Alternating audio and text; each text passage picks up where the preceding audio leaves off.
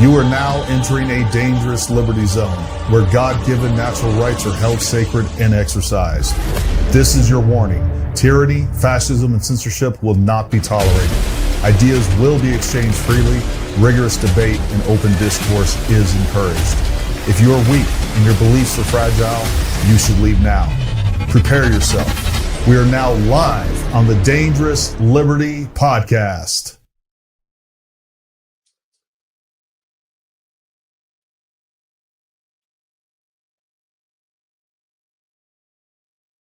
Can you hear me? That went smoothly. All right, folks. Welcome to the Dangerous Liberty Podcast, live on X, YouTube, and Rumble. I'm Keri MELTON, Green Beret, Weapons Sergeant, Sniper Team Leader, and owner of Paramount Tactical Solutions. And yeah, I know, I totally fooled you for a second, right? So cheesy. Sorry, I had to. All right, beards off.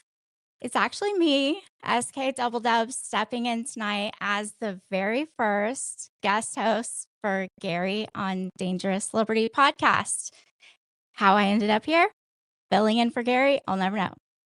But I know it has nothing to do with me and everything to do with my faith in God. And if you don't know me, I'm just a liberty-loving wife and mom.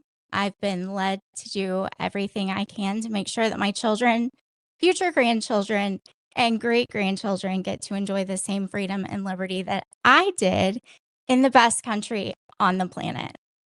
I started debating politics on TikTok back in January of 2024, and then leaned into my research abilities, posting on X.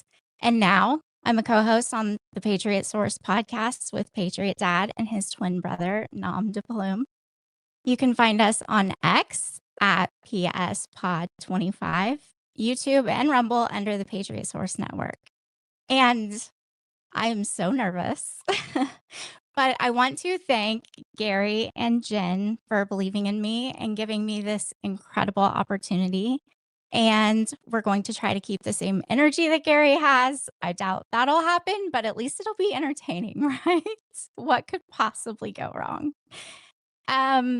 But anyway, tonight we're diving into something that strikes at the heart of real liberty, the rising culture of no contact and family estrangement between parents and children over political differences. Families that should stand together are getting torn apart because ideology has turned disagreement into moral warfare. This isn't just personal, it's a direct threats to the foundations of a free society. Strong families that can think for themselves and push back against division.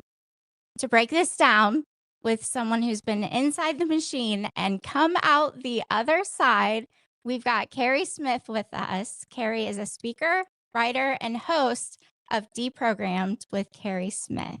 Keri? Are you there?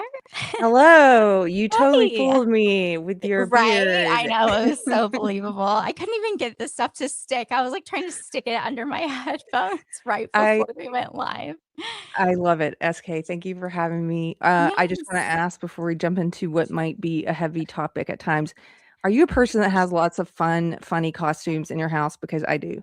Yes. Did you just pull that beard out of a box called costumes? Actually, I ordered it yesterday because I didn't have I thought I had a ginger one, but I did not. So I ordered it yesterday on Amazon and it came last night, which never happens. So I was like, well, now I have to use it.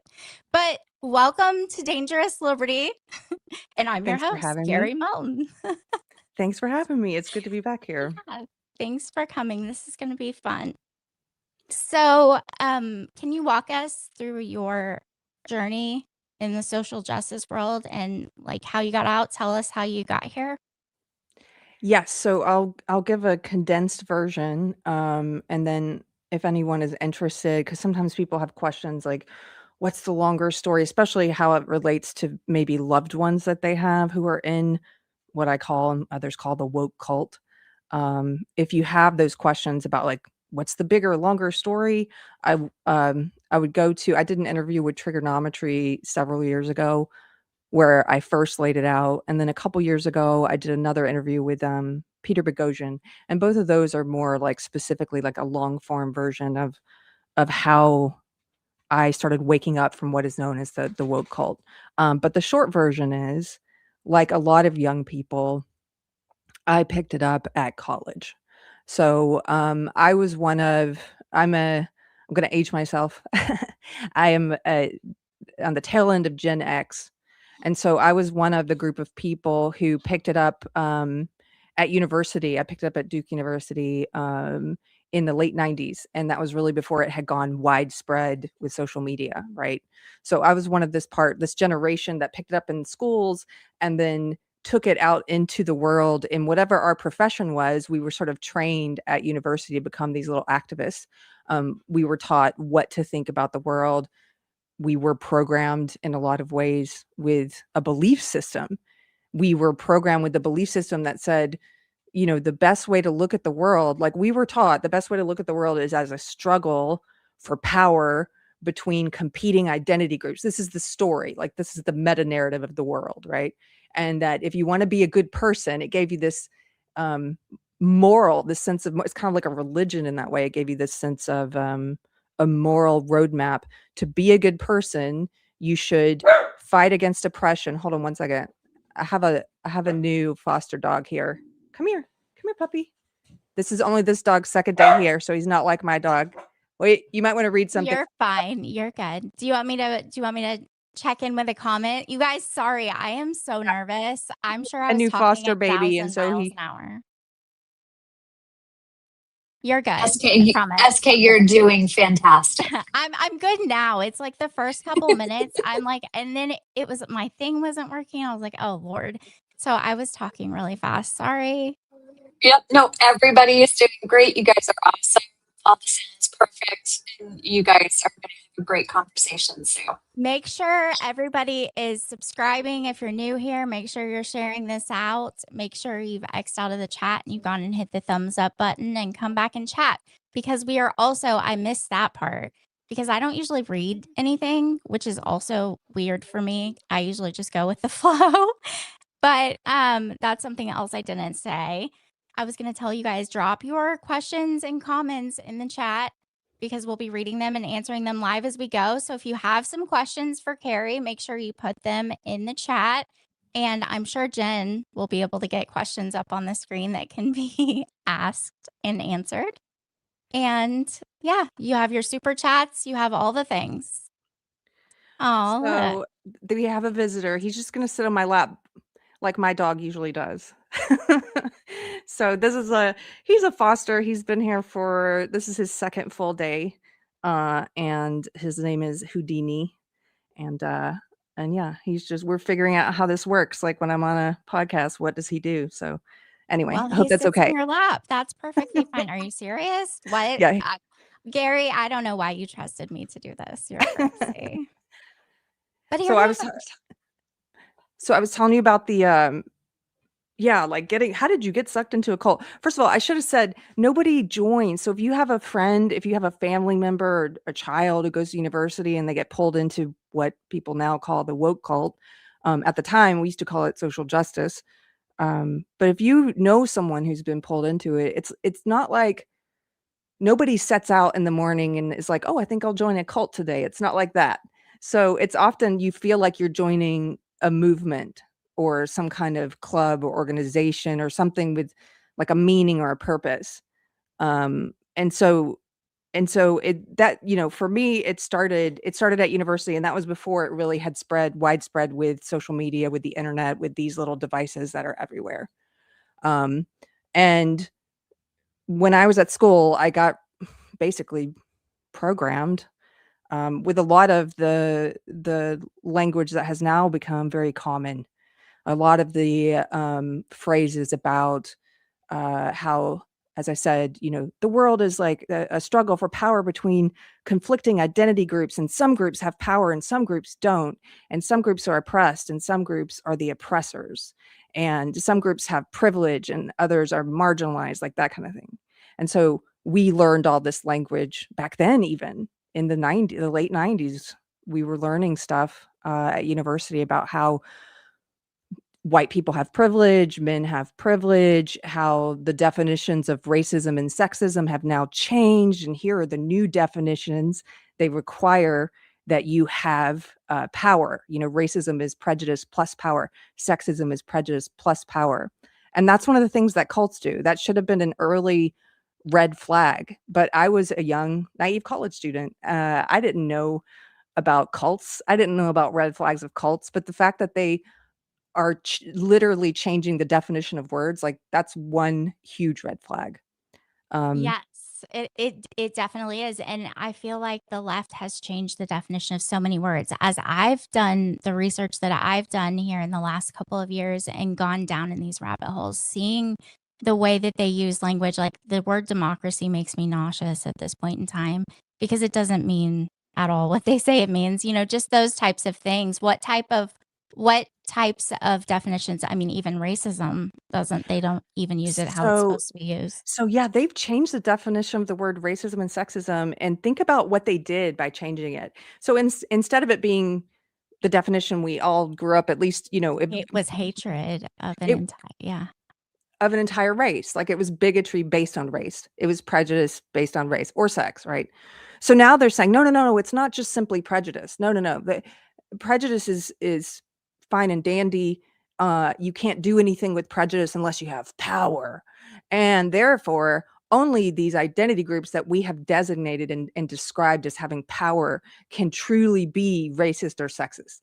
So they reprogram all these young people's minds, and now it happens online. It used to happen at college, and now it happens in both places. But they reprogram the way they think about this word, which changes the way they think about racism. Because think about it. Now if you wonder how somebody you know who got pulled into this is suddenly, how do they come to this conclusion that it's impossible to be racist towards a white person, for example, or it's impossible to be sexist towards a man? How did they come to that conclusion? It's because those definitions were changed for them. And slowly over time, they started to think about it differently. That's how Orwell wrote about this a lot. That's how you control people. He wrote about controlling language, and he put it in his works of fiction as well. With things like the Ministry of Truth, which was actually, what was that? The Ministry of Propaganda.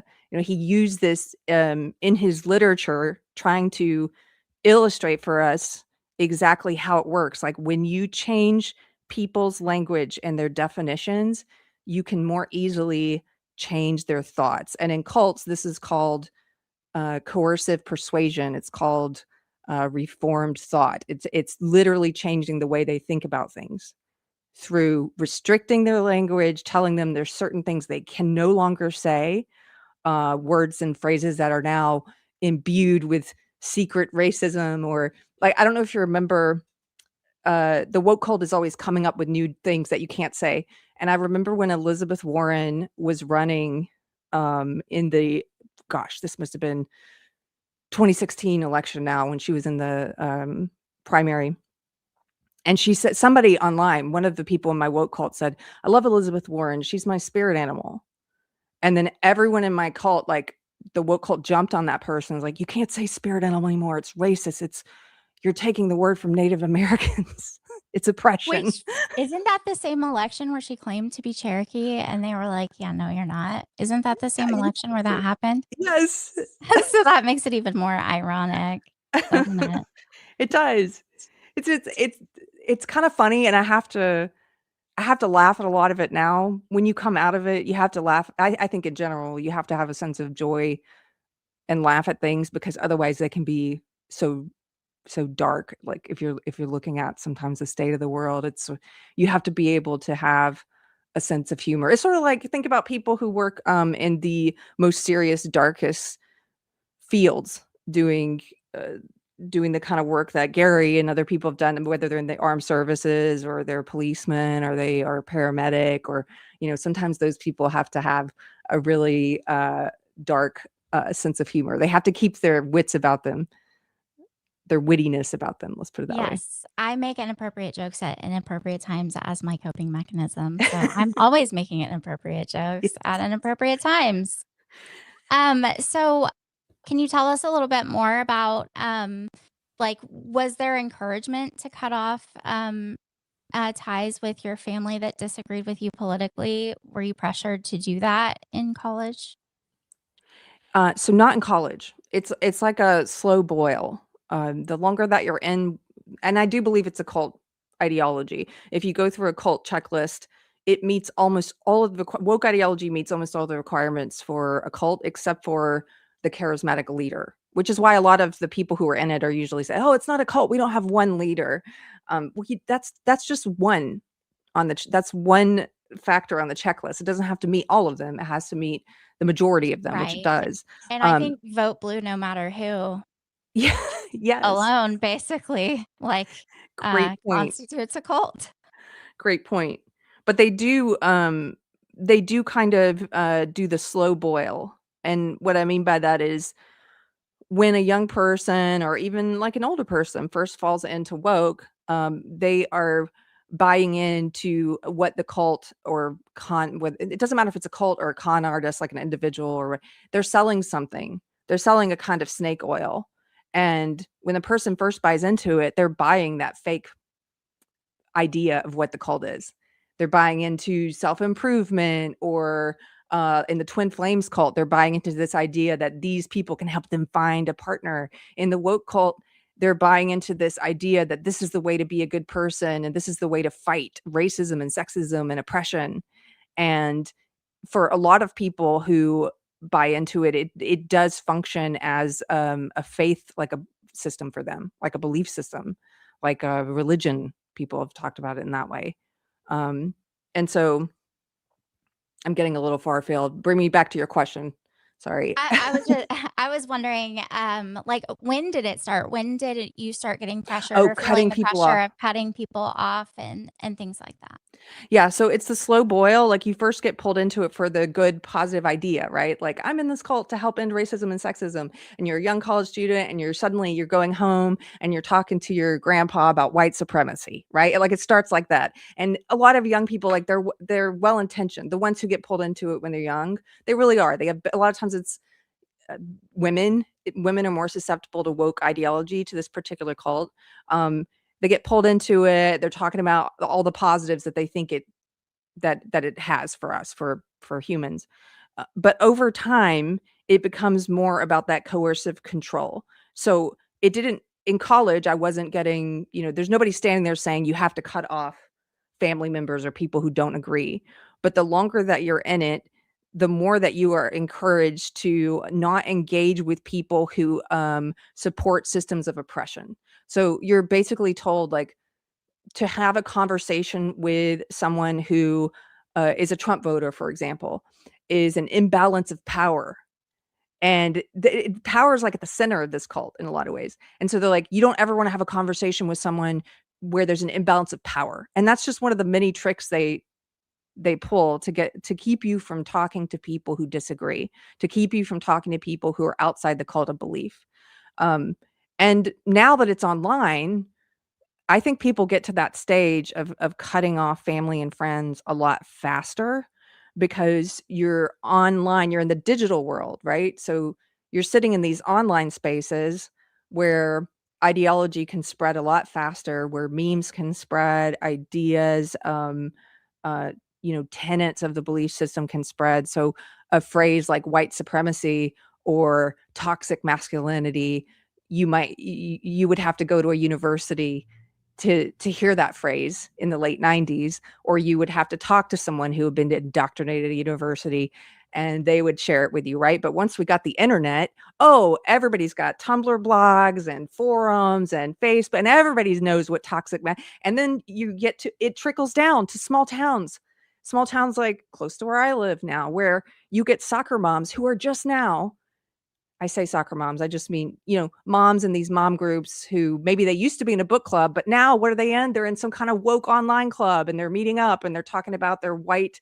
privilege and systemic oppression and BLM. And that becomes the new trendy thing. And they're just now getting pulled into it. It's People. crazy to me to watch people. I've watched people that I went to school with that were, raising their families and, just living life. And like you said, soccer moms or in book clubs or whatever, and were conservatives, most all of them conservative Christians. And I do feel like it's a very toxic empathy, or like, almost a suicidal type empathy, I would say, that is causing this to be able to pull all of these women in. They play on that empathy because women are made to be empathetic and Yes. caring and loving. And it's almost like they are playing on that to say, well, but this group of people needs your empathy and your protection because no one is protecting them. And when you take the younger generation, like the people that are my age, they've already all had their kids, and are, moving on. But the younger generation, they're also telling them, somehow convincing them that as a woman, having children shouldn't be one of your goals in life. You should be, aiming for other things. And then they take that empathy that they're supposed to have towards their children and that caring, that nurturing that women have naturally, and they're just turning it to different groups of people to get these women to be so Yes. empathetic. And it's very toxic and it's dangerous. It's very dangerous, SK. You've mapped it out like entirely, like how they're sucking it. They're even able to pull in some women who are in the church because and I think part of that has to do with churches are not teaching a very robust understanding of scripture. This is something my pastor was just preaching about recently, so it's been on my mind. He was sort of saying, the church does best when a preacher or a pastor like preaches to a person's aspirations of what they could be, like preaches to the people that we should be, doesn't dumb things down, doesn't preach to us as if we're always gonna know just as much as we know now or understand just as much as we understand now. It doesn't preach to us as if we're always gonna be laden down with these sins, with the same sins, but preaches to us as if we're smarter than we are, wiser than we are, more tender-hearted than we are, kinder than we are. And I don't know if this has been your experience, but I'm a fairly new Christian. It's been several years now, so I still feel like a new Christian because I feel like I don't know a lot of the stuff that people have been in the church their whole life know. So I'm Well, learning a lot so of us much. don't know all of those Yeah. things. I'm not somebody that can just pull out Bible verses out of my head like on the spot and know where things are in the Bible, which I feel like I should, but I definitely don't. So don't Well, feel bad at all. Also, I welcome. think thank you. I think it's probably great to always feel like, oh, there's so much more to be learning. And I found as a brand new Christian, it's really different. Like you learn more each year. You're more in the word each year. I feel more for non-believers. Bear with me just for a second. I know it sounds annoying. I remember what it was like when I was a non-believer. I know it sounds cheesy and all this stuff, but let me just say it's true. It's not just a saying. Like each year I feel like I understand more of God's law and why God's law, like why he says certain things are good for us and certain things are not good for us and why there's certain guidelines and stuff like that. So can I just share one verse with you though? You said Absolutely. so this relates to women getting pulled into woke ideology and other kinds of cults like the Candace cult. I think about this verse a lot and I'm sure Gary's probably talked about it. So maybe it's come up before. It's very relevant lately. This is I'm sharing it down below, I think, from my screen. And this is 2 Timothy 3. And it gave me chills the first time I read this, thinking about having come, I spent 20 years in the woke cult, the social justice cult, and I still have friends who are in it. People I know and love who are in it, and I still have friends. Even last week, I had a longtime friend from college cut me off for voting for Trump. 10 years in to pushing back against woke. It took that long, but I had just this week, another friend cut me off.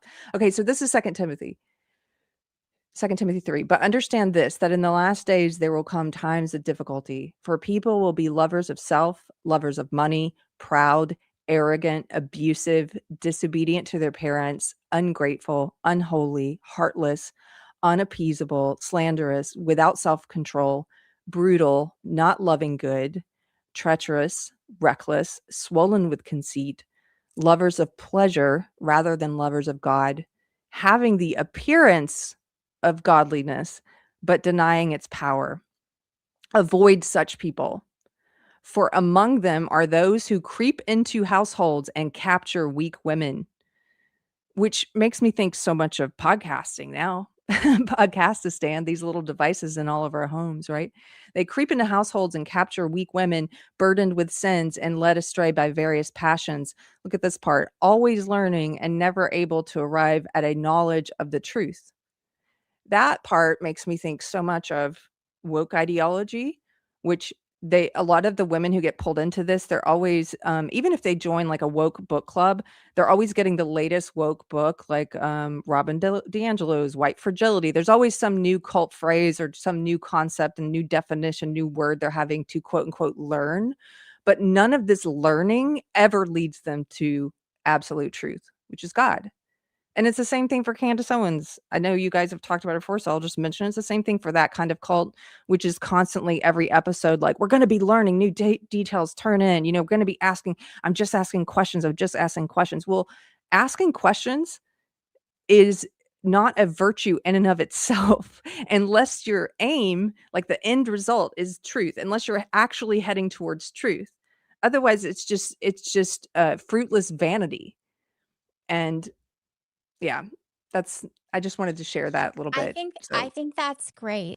And I saw a comment. I didn't see the original comment, and I didn't want to scroll back up, but Kay Pasto was talking to someone saying, don't be scared, just surrender before the Lord and repent daily. Create in me a clean heart, O Lord, and renew a right spirit in me. So I'm not exactly sure what the original comment was she was replying to, but she's 100% correct. And you guys have to remember that beyond being able to recall Bible verses on the spot or know exactly where in the Bible to go to find something, those things are not the most important. I think it should be a goal to be able to do those things.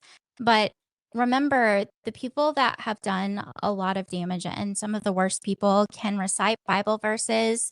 I mean, I don't think that anyone needs to be worried about, well, I don't know enough about this or I don't know enough about that, so I'm not comfortable talking about my faith because there's going to be somebody that knows more than me and then I'm going to look like an imposter or whatever it may be. Don't worry about that, because the smooth talkers are always the ones that are, the snake in the grass, the devil, so to speak, whatever it is. And I mean, look at Obama and the way that he spoke. I mean, he's a very, very great speaker, and people just get mesmerized by it and believe everything he says. So the most important thing, and the one piece of advice I would give to all of you before we move on to talking about this topic, would be for everyone to pray for discernment. Praying for discernment is one of the most important things right now. And if you have discernment, you're going to know who's being honest and who's being genuine and who is lying to you.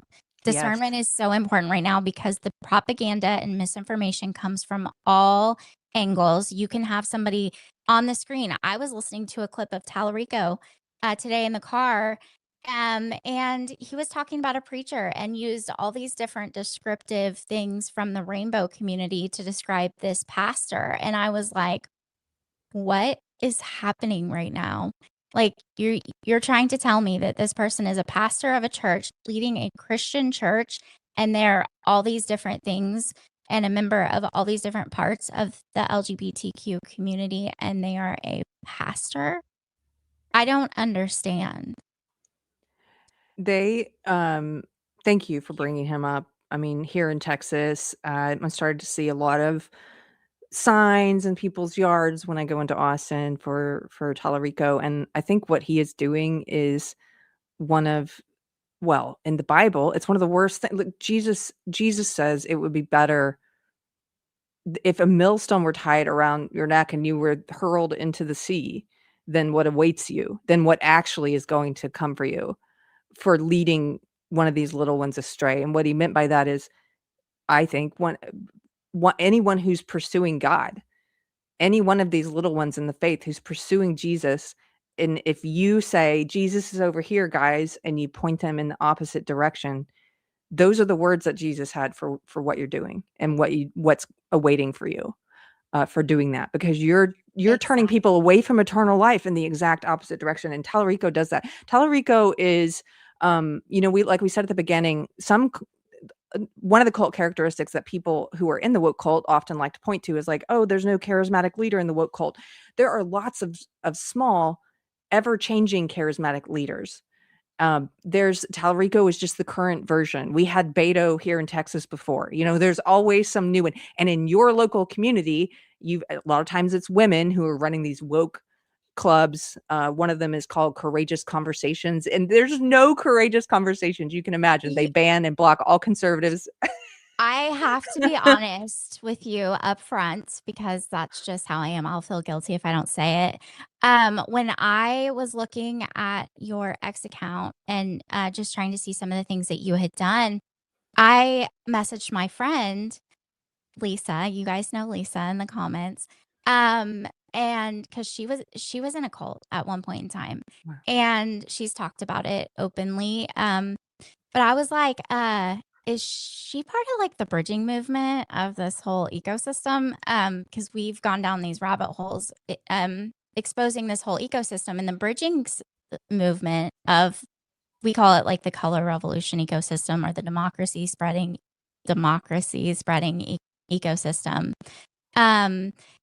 One of the arms is the bridging movement, and that's where the braver angels are. That's where the dignity index is. That's where those things are, where they're trying to like control people's speech in a way. And one of them is like, I think it's called living room conversations, and one of them's like something else conversations, but a lot of the language was kind of similar. And so I was like, is she part of this like bridging movement?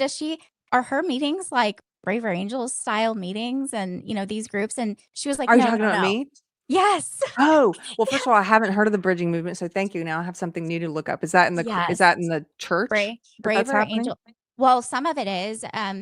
There's also an interfaith arm, but yes, a lot of it is happening in the church. The Utah is like the ground zero for a lot of this stuff, and that's where like Oh. Governor Cox had Disagree Better, and Tim Shriver is the one that started the Dignity Index, and it's like grading political speech. So they take these college students and put them in a room, and they let them listen to clips or ads from political candidates, and then they grade their political speech, and they're wanting to have more dignity. It's called the Dignity Index, and they're wanting you to have more dignity in your speech.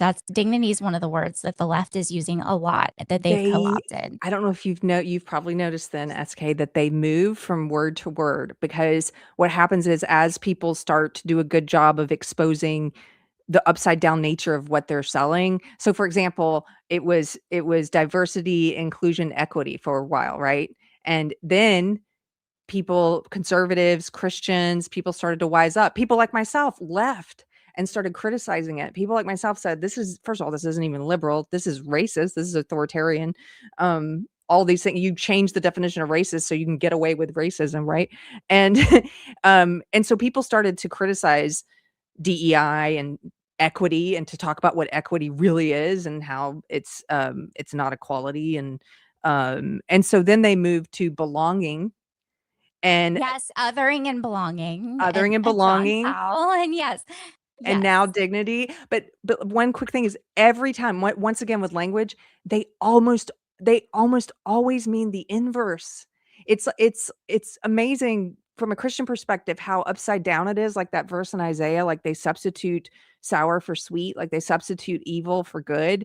And they are always, like, when they say inclusion, what do they mean? They mean exclusion. Exactly. When they say bridging the divide and they're wanting to have these conversations, what they're wanting you to do, they've based the model on couples therapy. So they are trying to basically convince the right to move further to the left, to accept the political speech of the left. Is the woman who runs this, one of the women who runs this, does her name start with a K? I've which interacted with this group before, I think. Well, we've been exposing all the different aspects of this. You can go to Data Republicans X account and look up all the posts. There are lots on mine as well. And Lisa has a pinned post. It's at Okay. I am Lisa Logan. It's pinned to the top of her X account. It's like a thread with like a thread after thread embedded in it. It's got tons of research in there. I mean, it's so I much just I information. can't remember this woman's name, but she's a liberal. And years ago, when I first started leaving the woke ideology, this woman invited me to her group, and it was called something like this, like Bridging the Divide or something. And it was a Facebook group. And in that group, it's a bunch of progressives who are doing what you're talking about. They were trying to figure out how to be the softer, gentler woke cop is what I would say. Like the nice cop, the good cop, the good woke cop. How Yes, to that's win with persuasion yes, your and they right-wing Trump voter friends and family. Yes, and then when Yes. they're sitting down and talking together, they're learning in these workshops, they're learning how to disagree better and things like that. And Yes. then they take that experience of talking to people from the other side and they use the language that works the best when they're going to when they're encouraging these people to go out in their local communities and to their state government and things like that for policy change and advocating for laws to be passed and things like that. They Yes. use that language, but they do studies. This whole group, this whole ecosystem, I mean, there are thousands of organizations and billions of dollars, and they do studies on language to see what words resonate the best. And so be watching for the left to start using words like freedom and liberty and Oh, co-opting those types of things because those are the words that resonate with the most Americans, like girl, democracy used to. yeah, they're doing that now. So, first of all, I found her name. Her name is Karen Tamarius, Karin.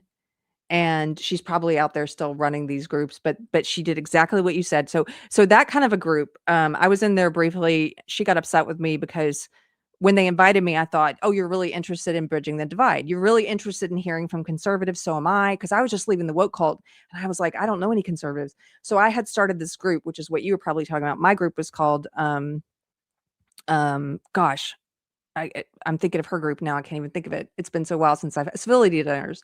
So we would have dinners and I was trying to meet conservatives and actually do what they claim they're trying to do, which is to understand that perspective better.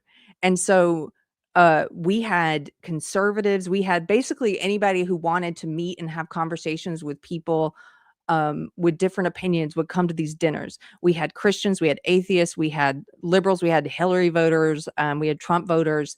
But what was weird about these groups, the civility dinners, is that everyone we attracted was kind of a little bit outside of the box. Because think about it, like there were no woke people who came. There were no woke left people who came because they don't actually want to get to No, know no, conservatives. no, And there were because if you also get to know conservatives, your whole worldview changes and everything you believe crumbles. yes, you're absolutely right. And so they don't want to know them, they don't want to humanize them, and so they didn't come. And then on the flip side, we also didn't have any of the stereotype that the woke left always points to. We didn't have any white supremacists or any identitarian people who claim to be on the right. They didn't come either because they don't want to meet liberals or get to know, like, so it was sort of everybody who came, it's sort of self-selected for people who wanted to understand better and actually, funny enough, do what that group claims they're doing, which is to bridge the divide. And so it was very different. And when I joined her group, here's one of the cult things that happened in her group. Can I tell you this anecdote? Because this gets to the heart of woke. Her group, as I experienced it, was almost entirely white women, which is very common with the woke cult. And a lot of them were very new to the terminology, the woke lexicon, the woke dictionary. They had just read the latest woke book. They had just learned who bell hooks was. They just picked up some new lingo about manspreading or whatever the current word was that week. And one of the threads I saw in that group was a white woman asking, I've tried everything I can, but I just can't make friends. I would really like to have be friends with a woman of color. And I know, and she said, when a woman of color moved to my town recently, I wanted to get to know her, but I couldn't ask her the things I would ask a white person because those are microaggressions. I couldn't ask her where she's from because that's a microaggression. Death by 1,000 invisible paper cuts. She's like repeating all this lingo about why she can't treat this Black woman, like a human being. And I tried, all these people were offering this stupid, terrible woke advice. And I remember saying to her, like, have you ever considered that this belief system that you're in is causing you to be a racist? And that's why you're having trouble making friends with a woman of color. First of all, the fact that you're going out into the world every day and saying, I want to be friends with women of color, you're probably desperate. You've otherized her, all the stuff, all those words you use, you're actually doing that. You've tokenized her. And then when you're around her, you're probably reeking of desperation, and she can tell you're talking to her differently than you would a white person, as you said you are. And you're not treating her like a normal person.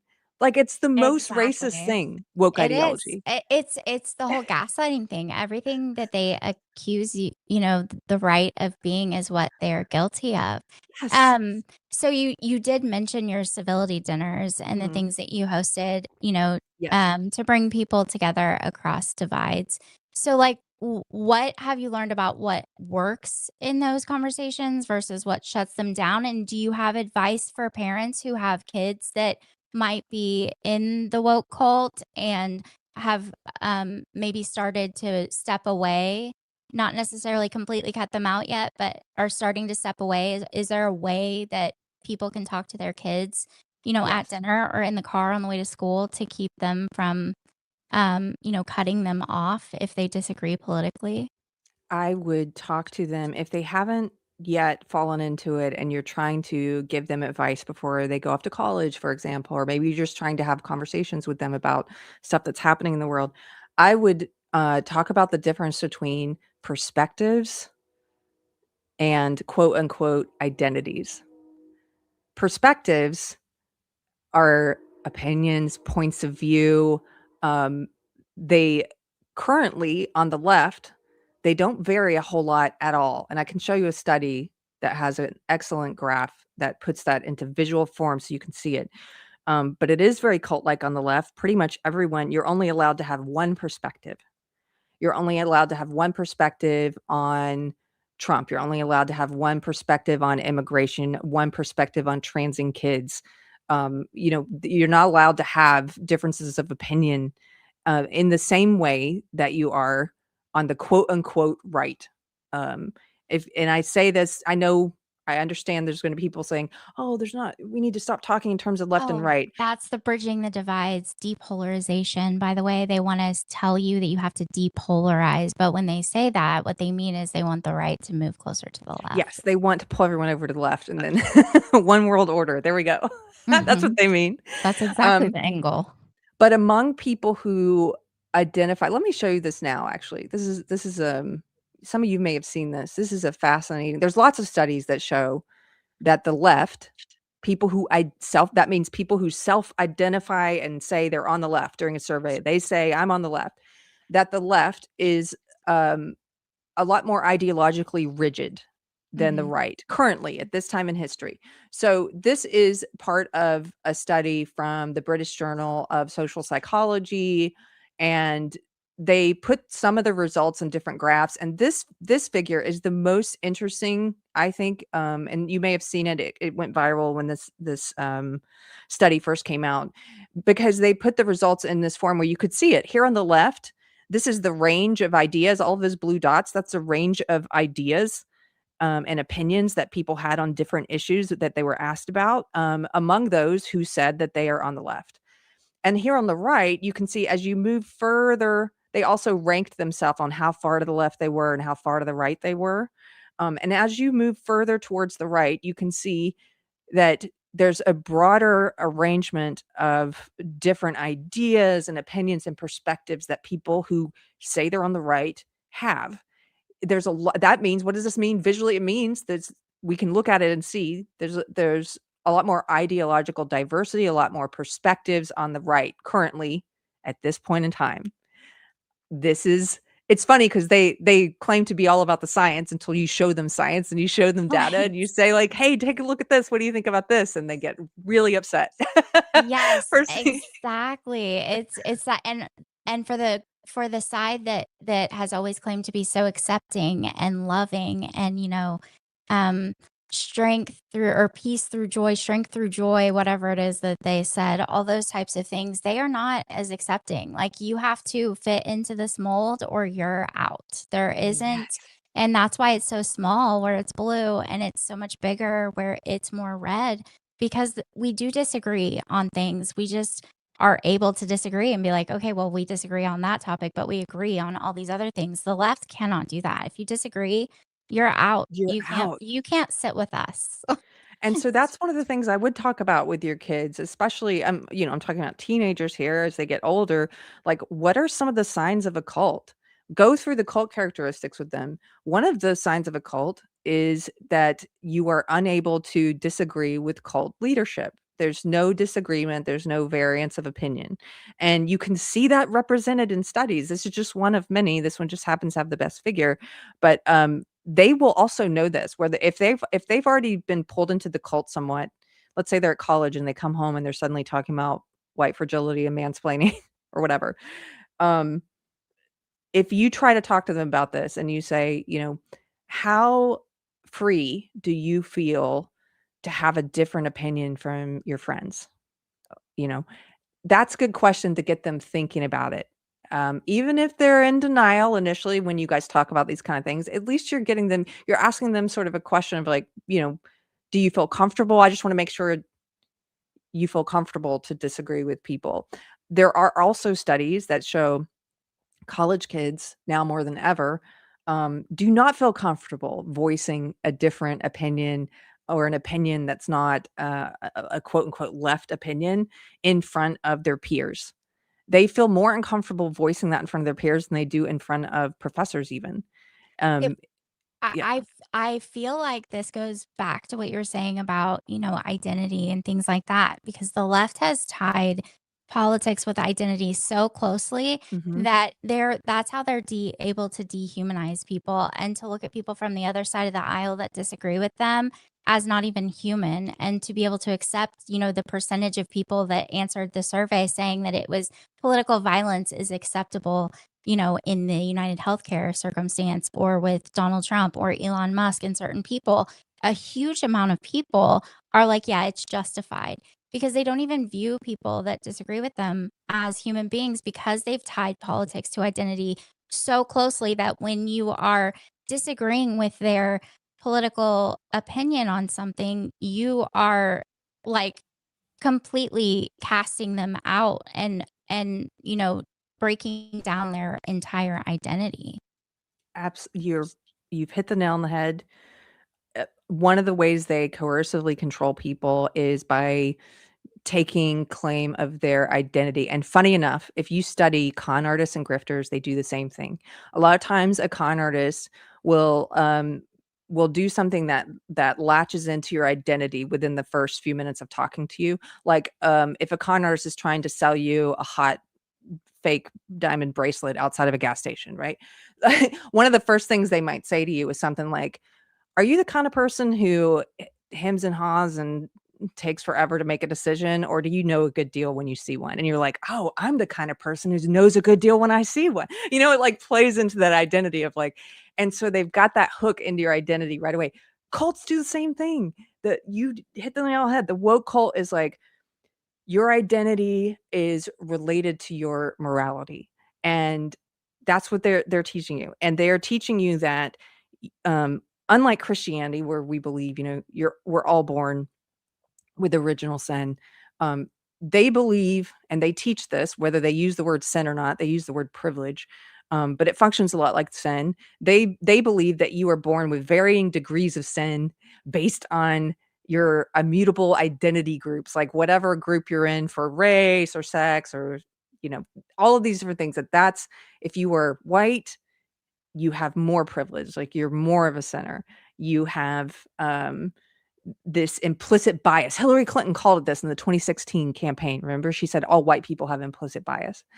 So you're born dirty, spotted, shameful, to a larger degree if you're in one of these quote unquote oppressor groups. And if you are in the oppressed group, well, then in this religion, in the woke left religion, you are elevated. You are a valued member. You should not be spoken over. You should not be um oh gosh, somebody said correct. Even this week, this woke person online told me, you never correct a black woman. And I was like, actually, black women are fully That's human. to They can me be corrected like anyone else. right. And to me, that's like saying you can never correct a woman with blonde hair. Like your Yeah. skin color is no different to me than your hair color or your eye color. It's just an identifying thing about you. It has nothing to do with who you are. Yes. It has nothing to do with who you are. But so they tie into this. They give you this sense of either shame or validation based on which of these identity groups you're in, which is why there's an incentive in the belief system, SK, for young people to come up with more marginalized identities. It's part of the reason why claiming to be quote unquote trans Or a is, furry. or a furry is on the rise, or to have, there was a while there where it was really, actually even now, for people to say, well, I have such and such mental health disorder.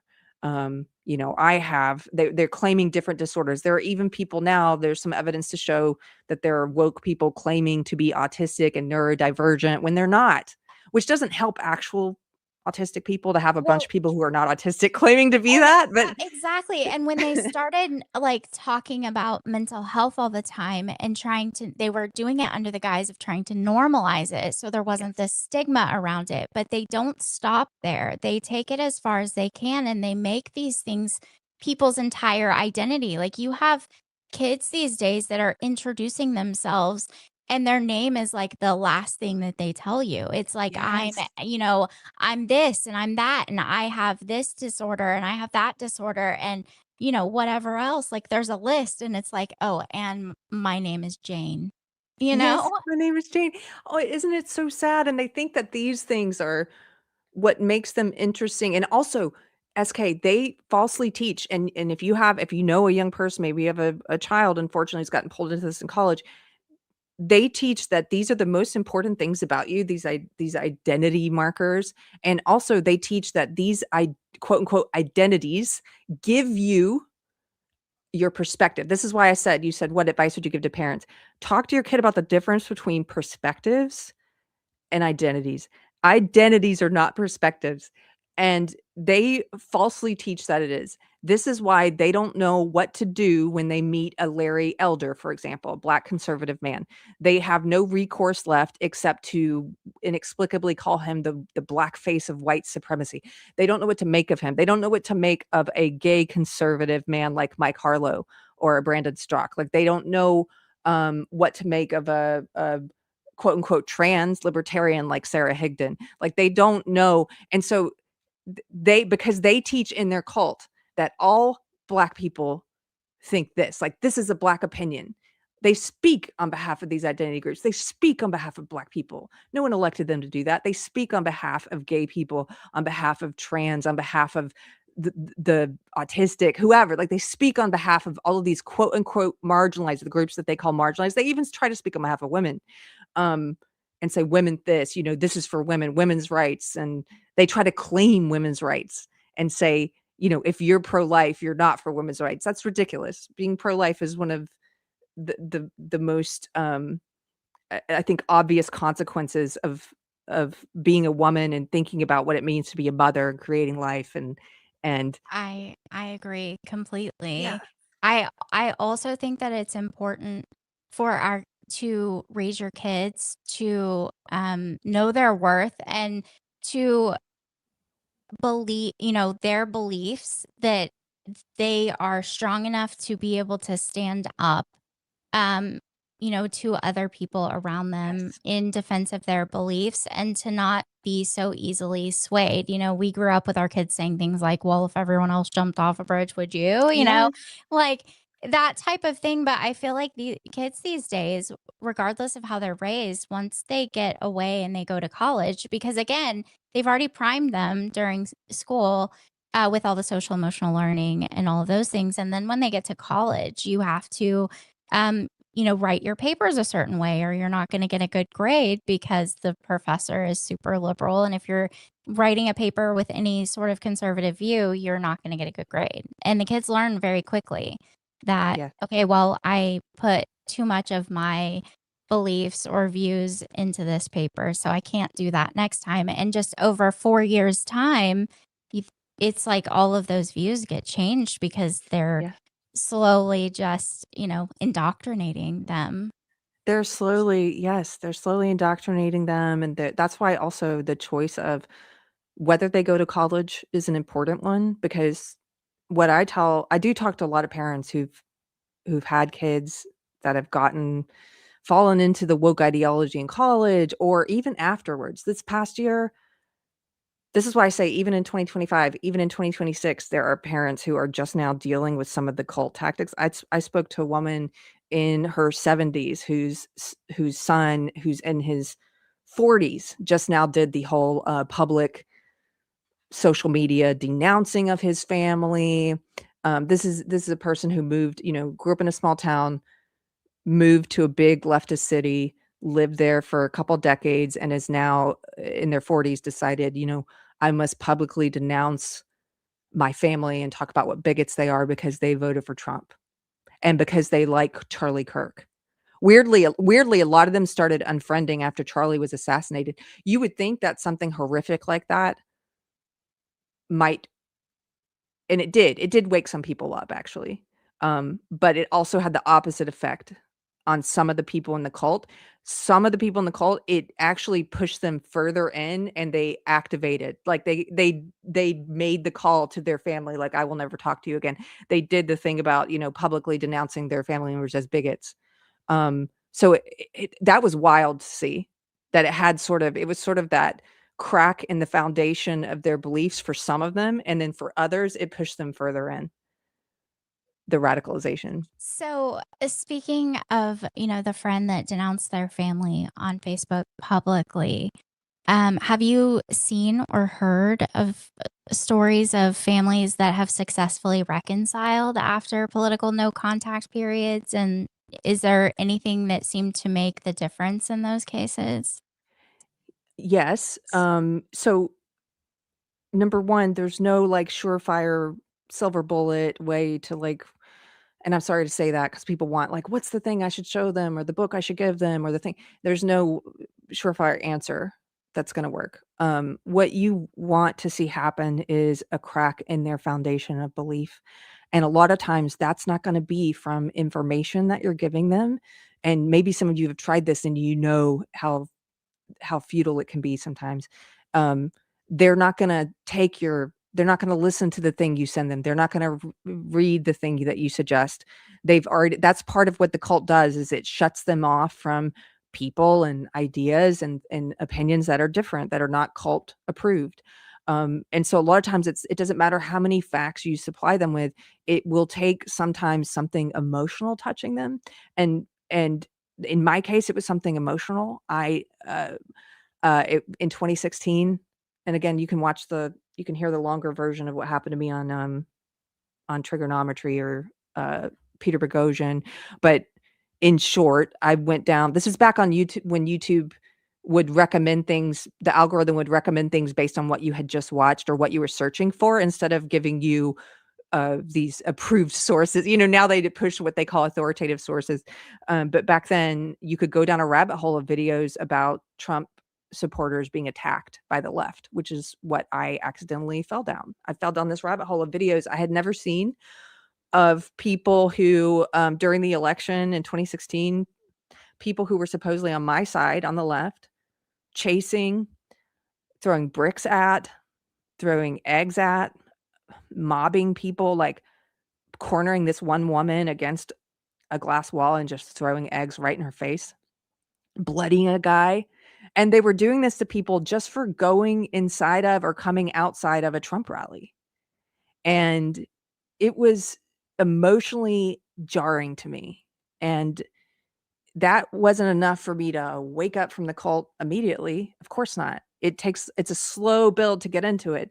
But what happened is that fracture in my foundational beliefs, I suddenly was like, whoa, like these people don't represent me. I was crying. I was like, what's happening to the left? Why are we, this isn't what we should be doing. You know, I had this whole, at that time, I didn't know enough about it. And I thought we were all liberals, you know, I was a little Pollyanna.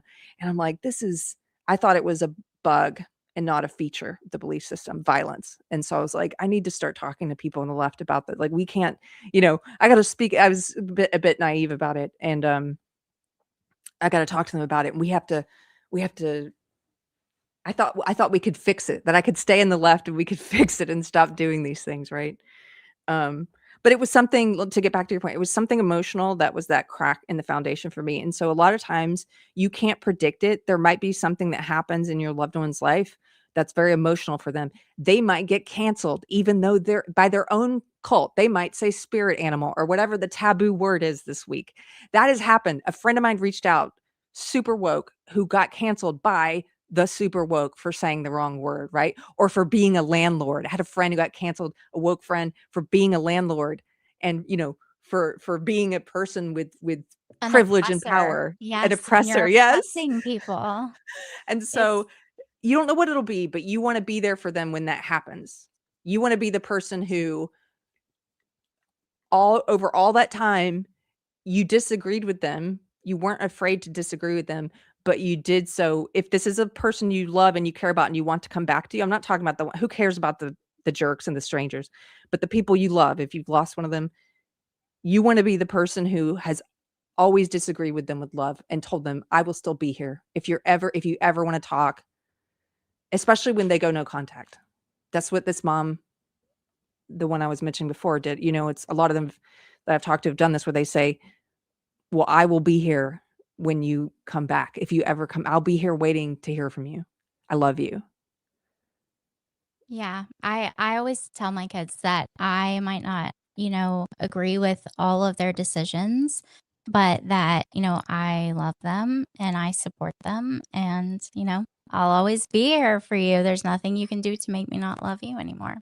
Yeah. That's just what they need to know. It's unconditional love, which means there are no conditions, regardless. I think that's important for kids to know and to really and truly believe it. Can I ask you, SK? Uh-huh. How did you first hear about woke ideology? Like that word, do you remember? No, I don't remember like the first time I heard like woke ideology, but I grew up in a household that was very political. I mean, like riding around in the car with my parents growing up, there was always talk radio on. My parents were pretty hardcore Republicans. And so, I'm 43. So I was, a preteen teenager during all the Bill Clinton stuff. And, I got to hear all the stuff about Bill Clinton and learn things I probably shouldn't have learned at that time.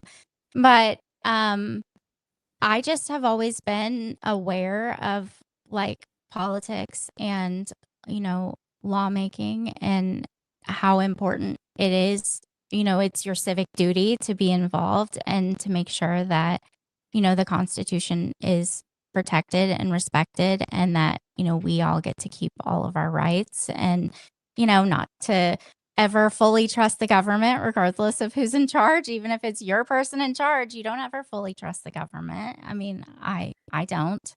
So I don't did think you that's smart. have, I just want to run a little test here. Did you have like a good childhood? Yeah, I Roughly, mean, like you had good parents. yeah, I mean, I came from, my parents were divorced, but they were divorced when I was very young. So I didn't know what it was like when they were together. So that's all I knew. And they both remarried and stayed remarried. So that was stable. I mean, of course I did go, mom's house, dad's house, back and forth to visit, but it was just normal because I was so little. I would never felt the need for like to have my parents together. And they were always there for me. I mean, it wasn't perfect. I mean, I had my trauma. I went through my stuff, but my parents I never felt like my parents weren't there for me. And did they give you a foundation of belief and how to look at the world, like the meta narrative, the story of what the world is? Yeah. I mean, and that's what I was saying about making sure that your kids, are raised on a strong foundation and that they have those beliefs and that they're able to stand firm on their beliefs and say, no, that doesn't feel right. Because if it doesn't feel right, it's not right, Yeah. Yeah. That's so important. And I marvel at people who never fell into the woke cult. And I always want to know, like, why. So thank you for answering my question. I'm always wondering, like, was it a good foundation? I really think it is. On the left, there's this idea that was spread among not just the woke, but among liberals, like actual classical liberals. You were asking earlier about words they've changed. They've changed the meaning of the word liberal. They've changed the Right? meaning of the word woman. You can go on and on and on. All of it. I All mean, of you it. can't even talk But about classic liberalism anymore because people automatically assume you're talking about the leftists. They don't yeah, understand the they don't meaning of know. any of these things, and But it's sad, really. yeah, but even among classical liberals, I think there's still sort of this idea among some of them that that you that you can raise a child without a belief system and let them figure out their own beliefs about the world and the way the world works. No. If I used to believe that, it's not true. If you don't give your children a belief system and a foundation of belief and a way in which to interpret the world, um, somebody else is going to give it to them. And it might be, for me, it was in college. Somebody gave me this belief system. Nowadays online, it might be someone on social media gives them this belief system, but somebody's going to tell them, this is the way the world works, child. Mhm. This is how to be a good person. This is how to get meaning out of life. Yeah. And if you're a Christian, like, you should not be afraid of telling your child, don't be that kind of, new age lefty. I don't know, this sort of I'm like a Talarico kind of like, I'm a Christian in He's name the only, right? But worst. I'm going to let them figure out what they believe about things. No, if you're a loving parent, you're going to tell them, this is the truth of the world. Jesus Right. is the light. He's the truth, the way. He's the path. He's all those things. Like, he is the word. Um, and you're not going to be afraid to lay that out because somebody else is going to do that for them. There will be an ideological groomer in college or online or somewhere that's going to say, hey, kid, this is the way the world works. There are oppressed identity groups and there are oppressor identity groups. And you're in a couple of oppressor ones and a couple of oppressed ones. And we Yeah. need to redistribute your power in order to help Right. save the world. And, And all the equity, all of gotta it. give a leg Yeah. up. I do, and I do think that it's if you don't stand for anything or for something, you'll fall for anything type of situation. I always tell my kids, if you lie down with dogs, you're gonna get fleas. I tell them, show me your friends, I'll show you your future. Those types of things I think are important for kids and to make sure that they always fit. I mean, I have friends that I am diametrically opposed to politically. And we all seem to get along. I mean, we can have heated debates, but I still care about you as a person. They still care about me as a person. Nobody hates each other because of our political beliefs. I don't understand it at all. I don't know that I ever will. But I was also one of those people that, um, I mean, I got married and had kids very young. I was only 18. Um, but so I had to grow up really fast.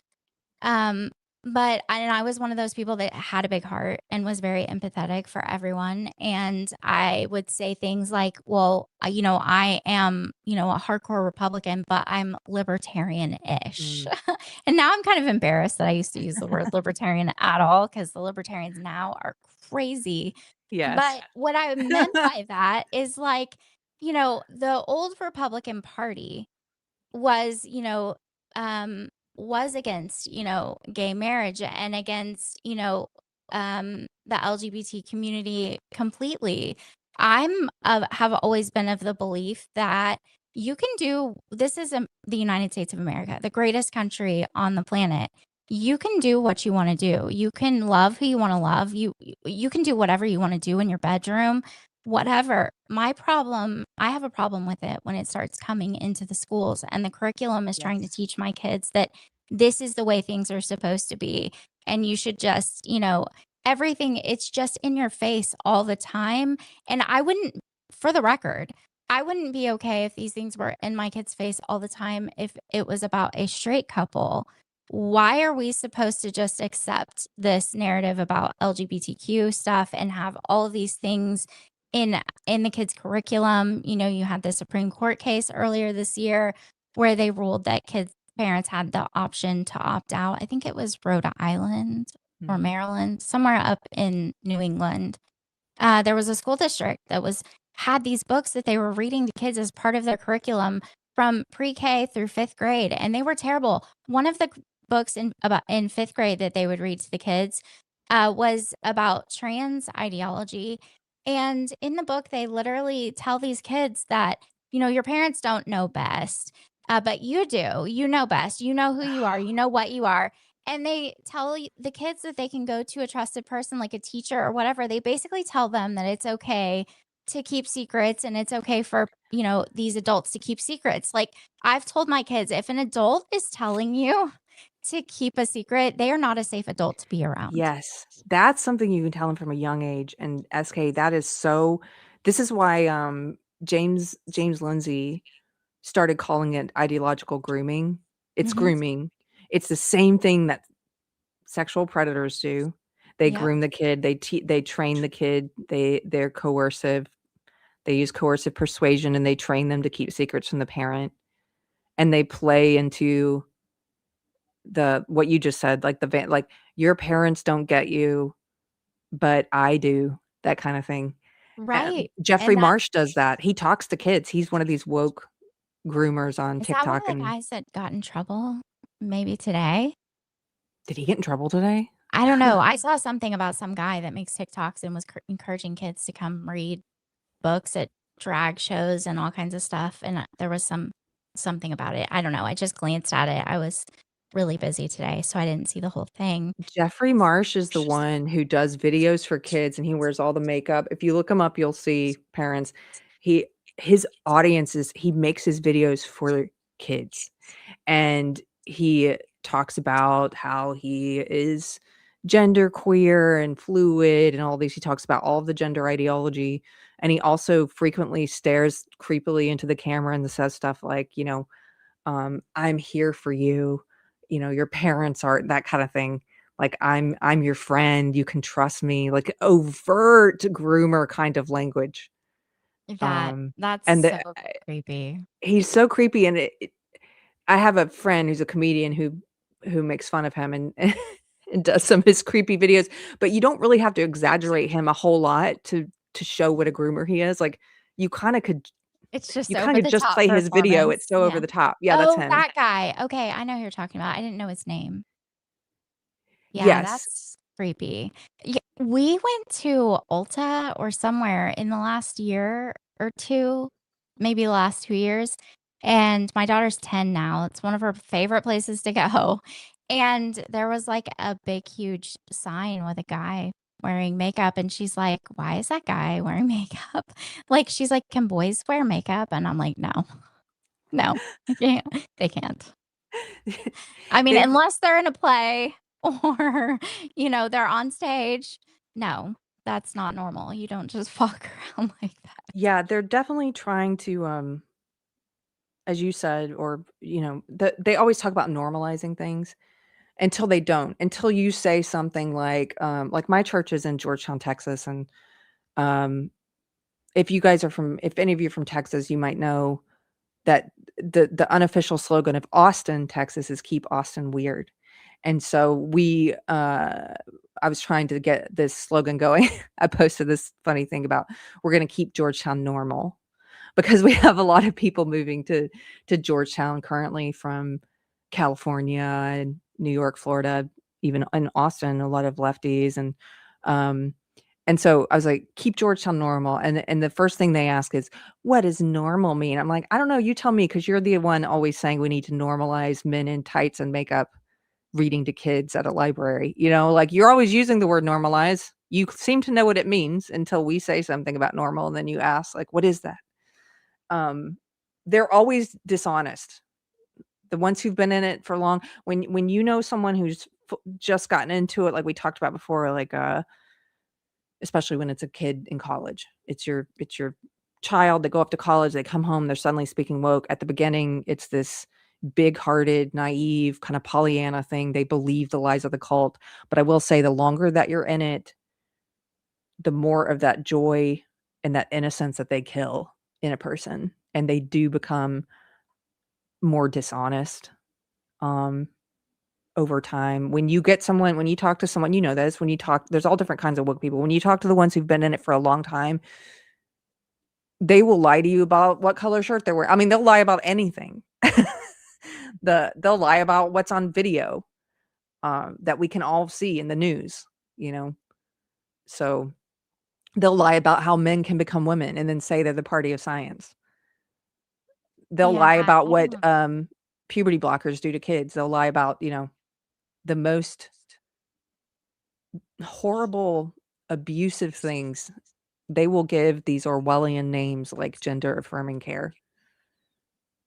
Yeah, it is. It is really insane what is going on. Yeah. Do you have any advice for someone whose family member is deep in, this ideology, and pushing the division and cutting people out? Like, what mindsets or resources have proven the most helpful for, staying grounded and hopeful? So one of the, as I mentioned before, thanks for bringing me back, SK, to this topic. Again, what's the No, advice? you're fine. So- I listen, I'm not used to driving the bus. I'm used to just showing up and letting other people drive the bus. So, trust me, we would be talking about like ferrets or some crazy thing right now if I'm I used to- didn't have I notes. drive the bus and we go off on different paths and see what's there. So it's cool. Thank you. We can also talk about ferrets another time. So, what I would say is, as there's no one like magic bullet. As I said, sometimes it has to be something emotional that happens to them. Like maybe they get canceled, or maybe they see something horrible happening, or maybe they hear the story of a detransitioner like Chloe Cole, or someone who had their body parts removed when they were a child because they fell into this cult. Maybe it's usually something that touches them emotionally. And at least with all the people I've talked to, that starts to wake them up. And like I said, once that they've had that crack in their belief system, you want to be that person who's always, again, if it's somebody close to you and you care about them, you want to be that person that's always disagreed with them, but told them again and again, but I love you and I'm here for you when you want to come back, right? When they are open to hearing new things, let's say they get to that point where they've had a crack in their belief system and they're like, a lot of times it starts with just sort of this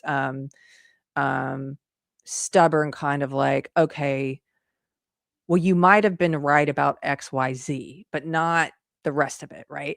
Maybe it's just that one thing that they want to talk about at the beginning. That's okay. Talk about that one thing with them. Ask them questions about what happened to them. Why do they see that differently? Ask them questions about how they're looking at that one thing now. Like, what's that? Maybe it's the issue of trans and kids. I've had people talk to me about this where they're like, that was the breaking point for them, where they're like, adults can do what they want, but it suddenly clicked for me that like, we don't let kids get a tattoo. They can't consent to that, or to sex or to alcohol or smoking or whatever. And so suddenly we're saying they can consent to like taking puberty blockers, and which calls chemical castration, or taking their body parts off. Like we can suddenly they're able to consent to that. So it might be that issue, right? And they want to talk to you about that. And they say, well, you're still wrong about everything else. And you're still a bigot, and you're still a Trump Nazi, whatever they call you. Right. But I want to talk about this one thing. Don't push all the other stuff yet. Take your time. It's going to be a slow process for them to leave, just like it was a slow process for them to get into it. So cherish those small battles. Like, talk to them about just that one issue, and tell them and listen to them. Do a lot of listening to what they're saying, not just waiting to say your bit. If you want to suggest something to them at that point, if they have a break in their belief system, a crack in the foundation of their beliefs, I would suggest maybe a book or a podcast or something you found that you've been wanting to send to them, but you were like, you knew they wouldn't watch it or read it. Send it to them then. One of the books I used to give people, because it helped me so much, is Jonathan Haidt's The Righteous Mind. And that's a good book for people who self-identify as liberals or on the left. It's the book is, the subtitle is something like Why Good People Are Divided on Subjects of Politics and Race, and it tries to help explain it. I think the intended audience for that book are people who think that they're liberals or say that they're liberals. That's the intended audience. And so that's a great book. He sort of starts to get you to think about things like, what is morality? Oh, because a lot of liberals don't think they don't think they're in a religion. And it starts to like lay it out, the way that they view the world and the things they view as moral or immoral, and compare it to what conservatives think. And it kind of does a little map, a roadmap for them that I think Yeah. can help lead you out of it. It definitely can. It's kind of crazy to see how it is so closely related to religion. I always bring up the vote blue no matter who thing, and Yeah. I mean it is so true. I think Jen is back there.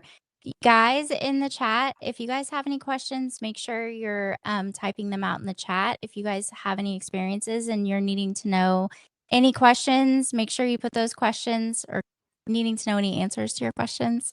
Make sure you put those in the chat. And I think Jen is going to be pulling up some super chats and some questions from the chat. Okay, this one, Tammy McDonald. My daughter hates me. She didn't wish me happy Mother's Day or happy birthday, which was this past Saturday. I'm still crying. It breaks my heart. I'm so sorry, Tammy. I am so sorry. And I know it doesn't ease the grief of it, but you are not alone. I know you know this. It just, sometimes I need to hear things I already know from other people, so I'll say it.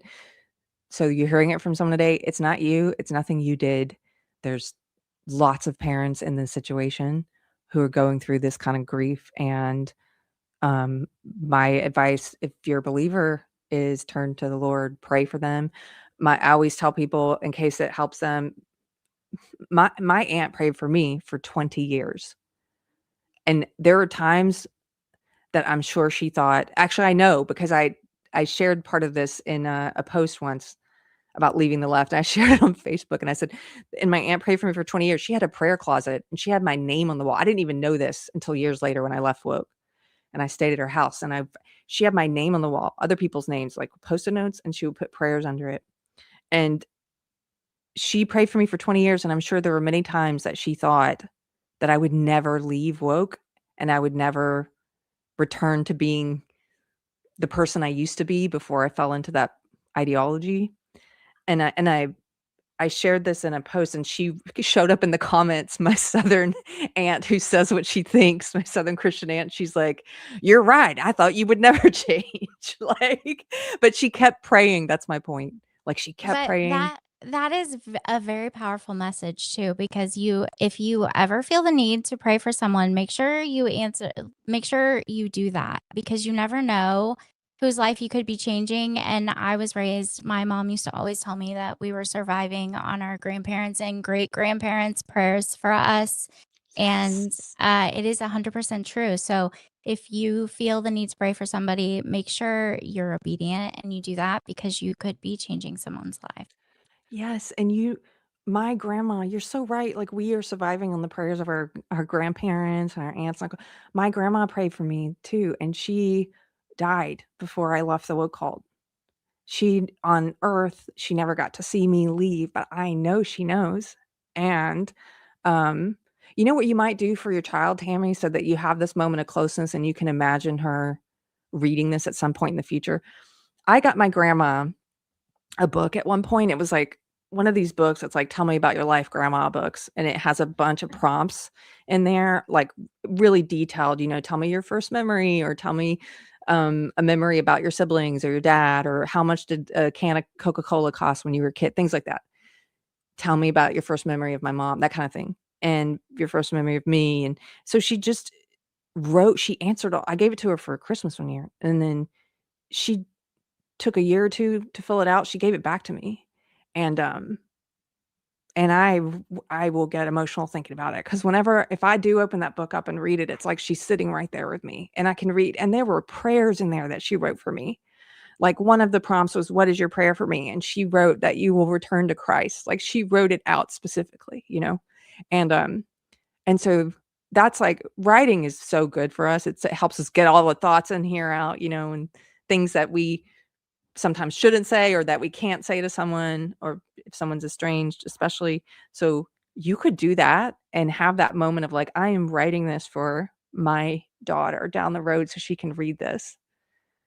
Maybe, the Lord answers my prayers like he did for my aunt. And you are there with her when she leaves woke ideology. Maybe that happens and you get to read it together. But either way, like, write that book for her. That's actually really good advice. Do we have any more, Jen? I'm sorry that took so long. That was a good you're one though. fine. She No, you're fine. I think that's great. that's like I a think that's real, you know what I amazing. mean? Like that's like real, Yeah. like This is a tough topic, Jen. It's weird when she doesn't. I know it's always me. I'm always to blame. I know. I picked the topic. I thought it would be very interesting, and obviously, I'm going through it myself with my daughter. She stopped talking to me the night that we got word that Trump was officially elected, and haven't talked to her since. But I pray for her. I send her text messages telling her how much I love her, although she has me blocked. But at least, if she ever does come back, she can see that I did at least try. Yes, that you were there. It's so sad. And, the Bible does. And I never intended to make this like some sort of Christian podcast. Because if you tune into our show on Friday nights, it's totally the opposite. I get a little spicy. But I just feel like, it talks about how, children will turn away from their parents and, parents, their children. And it is really sad, but it does happen. And I do think that a lot of kids, if it's any consolation, I'm sure it doesn't make anyone feel any better. But my oldest went away to college and became much more liberal. I mean, we're in the reddest state in the country. So, super liberal here is not exactly the same as everywhere else. But she got much more liberal and her views changed a lot. She luckily never like cut me out or anything. And she knows I'm not going to be quiet about my views on anything. So we had lots of conversations, but she came back. She came back around. She's not like super conservative, but she came back around. And then, the next kid watched, the older one and has been like super conservative, never wavered from that at all. So there is hope. I mean, people do wake up, and a lot of kids, just with that empathy. What was the saying that they used to say? Like, if you're not a Democrat when you're, under the age of like 30 or 40, then you're heartless. And if you're still a Democrat over that age, then, you don't have a brain, whatever it is that saying is. And it's kind of true because the Democrats do seem to play on people's emotions and empathy and make you feel like you're a bad person if you don't agree with them politically. Yes. And that's not true. It's not true at all. Yes. And SK, there's actually studies, people can look them up, that show the data. Once again, the science behind the surveys behind what you're saying, which is that as people age, and these are studies that follow, they don't just say what older people think, what younger people think right now. They follow people from their 20s, all that same group of people, all the way to their 70s, and ask them, are you on the left or are you on the right? Put yourself on this chart, and people go in one direction as they age, and it's towards the right. It is. It's true. Adri Unfiltered. Adri, I hope that's how you say that. My brother is gay and stopped talking to me for a while after Charlie died because I went to the memorial. He's recently reached out, I think 3 times now, thank God, but it's just insane. I don't understand that at all, because if this it has to be a propaganda type of thing, because I think if people go listen to Charlie Kirk, they will see that he has a big, huge heart. He's loving and accepting of people. I don't understand that, but I am glad that he's reached out to you and you guys are talking again. It's great that he reached out. Okay, Jenga333. The left uses democracy because they're brainwashing everyone to accept that as a government form, i.e., get rid of electoral college, etc. Yes, this is the whole. Oh, and I'm crying. Oh, I'm sorry. This is it. Just like the democracy spreading all over the world. The difference is they're doing it in the United States now instead of in other countries where they, you know, are under actual oppression and authoritarian rule. They're using all of the same playbook. It's even the same people. They fired USAID, U.S. Institute of Peace. That's exactly what they're doing, and they have changed the definition of democracy. Yeah. And we're a representative republic, but well, we're a constitutional republic, which is like a representative republic. But yeah, I have cousins who won't speak to me because I'm Christian and conservative. So, can I answer this? Can I say Yes. something about that? There's a clip I watched recently. I always like to see what people on the left are saying. That's part of the reason I was in that group we talked about earlier, and in Courageous Conversations and other. I like to see how the woke are evolving and what they're talking about now. And there's this I forget her name. She's on YouTube, and she's a super woke knitter. And the knitting world had its own woke cancellations. So that's a whole nother story. Anyway, she did a video about how to talk to your family members who are in the quote unquote MAGA cult. And I was just curious what she would say and what kind of cult language she would use and how she would break it down. And lo and behold, one of the things she said, it was very similar about, waiting for, she used different words for it, but she was essentially saying there's no magic bullet and you have to wait until they have a crack in their foundational beliefs. I think she called it something else, but it's similar. And then she said, one thing I like to ask them is because she was like, the MAGA, the Trump people, the conservatives, the Christians, they don't think they're in a cult. They think we are in a cult. And she said, so I always like to ask them this. This is how you can tell if you're in a cult. She said, I always ask them, think about it this way. If I, as a woman on the left, she said, if I had control over my conservative grandfather for a week and I could make him I could introduce him to the perspectives of different people. How many different perspectives could I give him versus if he had control over me, how many different perspectives could he introduce me to? And she's like, and we always have more perspectives to introduce people to. No, you don't. Once again, that's why there's a difference between identity groups like race and sex and perspectives. They only have one perspective to introduce people to. They only have one. They do not have friends who are Christian, who are conservative, who are gay and conservative. They don't have friends who are. I have a friend, someone I've interviewed on the show, who is quote unquote trans. This is a person who's choosing to present and try and pass as the opposite sex, who admits that they are trying to do that, and is Hindu and is anti-woke and doesn't think you should be pushing transgender ideology on children. Like, they don't know people like that. They only have one perspective, and it may be different colors. It may be people of different races or different sex, different gender who have this same opinion, but it's always the same opinion. They don't have multiple perspectives. It's one perspective.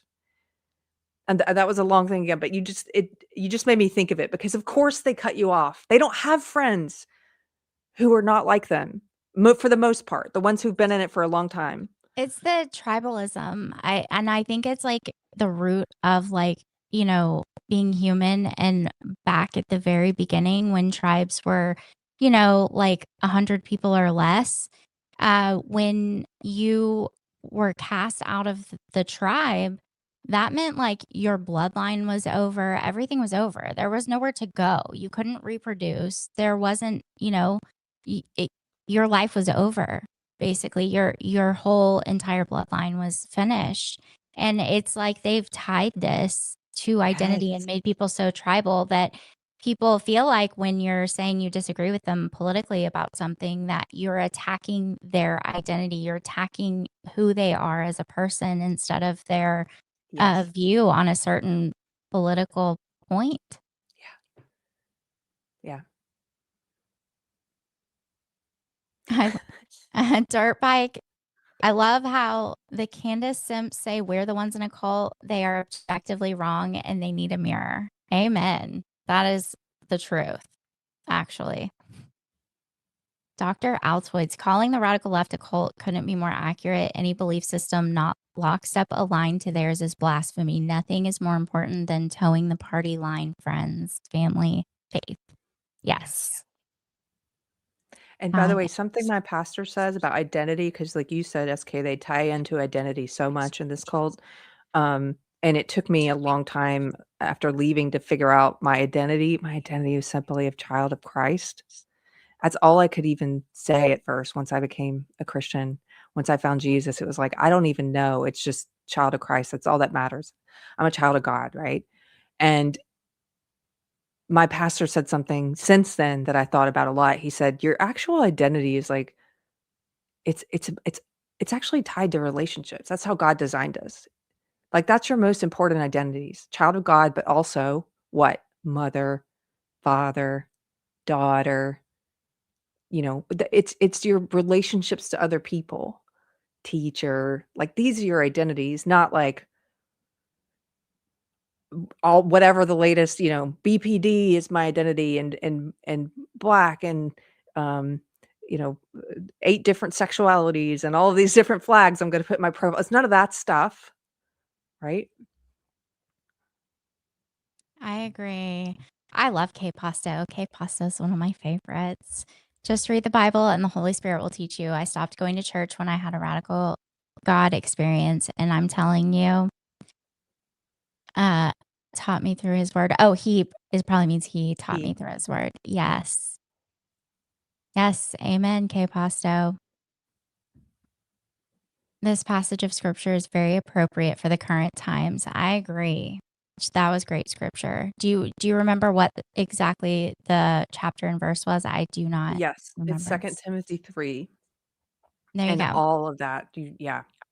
All of Timothy is very appropriate right now. Love salve. Churches have been infiltrated. Yes, that stuff I was hearing about Tallarico say today was absolutely insane. I couldn't even believe it. It was just clip after clip after clip of craziness, and the whole vegan thing, and I can't. I feel like it's a form of control in every way possible, and nothing sits right with me about that guy. No, he's makes my skin crawl. Mm-hmm. Okay, Pasto again. Equality went to equity. I agree. All people were created equally. Like, that's it. Proverbs 9:8. I can't recall off the top of my head what Proverbs 9:8 is, but Proverbs is great. It's one of my favorite books. Oh, it says, do not rebuke mockers or they will hate you. Rebuke the wise and they will love you.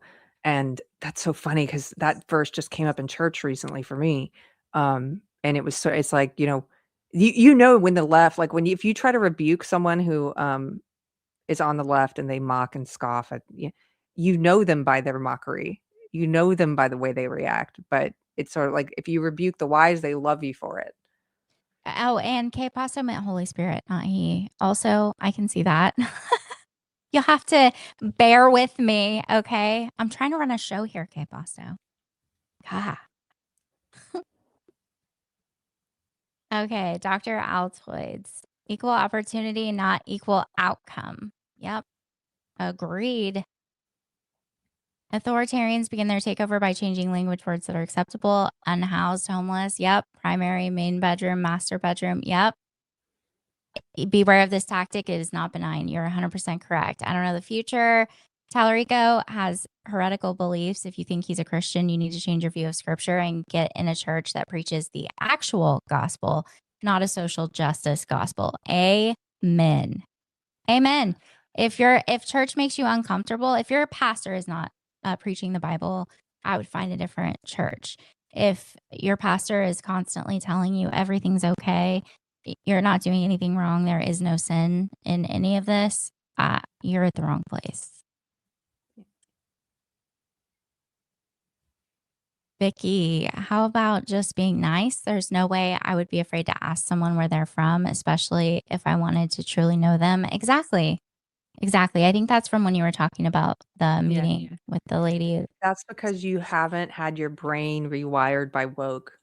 They teach white people that if you ask a Black person or a person of color where they are from, that's microaggression because you're assuming they're not What from even America. is a microaggression? I don't even know. Like, it's either aggression or it's not. Right. This is one of their terms for something that's not, you didn't intend for it to be racist, but you did a racism either way, regardless. Like, they're like, it's racism whether you intend it or not. And the same thing about, you're not supposed to ask Black people about their hair or to compliment their hair or notice their hair in any way, because that's also a microaggression. Like, there's just this whole But it goes both ways, because when I was in middle school, there was a girl that sat right next to me that we're still friends to this day, a girl that was Black. And one day I was like, can I touch your hair? She was like, yeah, but can I touch your hair? I'm like, yeah. So she wanted to feel my hair too. I don't understand why people act like it's weird. Yeah, they just come up with these arbitrary things to divide people so that you don't treat, because it's racist. It's what you said earlier, SK, it's racist. They want you to treat people differently on the basis of race, even though everything they say is the opposite, but look at what they do. Look at their fruits, not what they say. That's true. Exactly. And I have to tell the story really quick. I don't tell personal stories very often, but I was just talking about this the other day, and I have to tell you. When my oldest was like, maybe not even 2, and she could speak like incomplete sentences like an adult before she could walk. We were at Walmart, she was in the cart, and we were in like the deli section, and this whole family of Black people came over by us, and they were all talking, and my daughter, of course, starts a conversation, and she looked at this person, and I just held my breath because I didn't know what she was going to say. And she was like, why are you different? And I'm so grateful for the lady that she was talking to, because she was so kind about it. And, she talked to her, and it was great, because kids are so innocent, and people get so offended by things when kids really just are being curious and asking questions.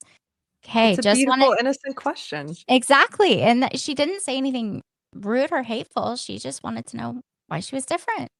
People are different, come in all colors, sizes, heights, and that's exactly what she said to her. She's like, totally we're the normal. same, and she even told her we're the same inside. And I was like, oh, this is so perfect. I'm so glad it was this woman, because she was great. Yeah. Just wanted to say SK and Carrie are doing a fantastic job. Thank you. I don't know that Gary would agree. Probably the worst performing podcast of all time, but hey, it's fine, right? I We're agree. getting through it. Hey, the dog will help. Yeah, right. Hold the dog up. No, you guys are doing wonderful. This foster puppy's doing wonderful. Look at him.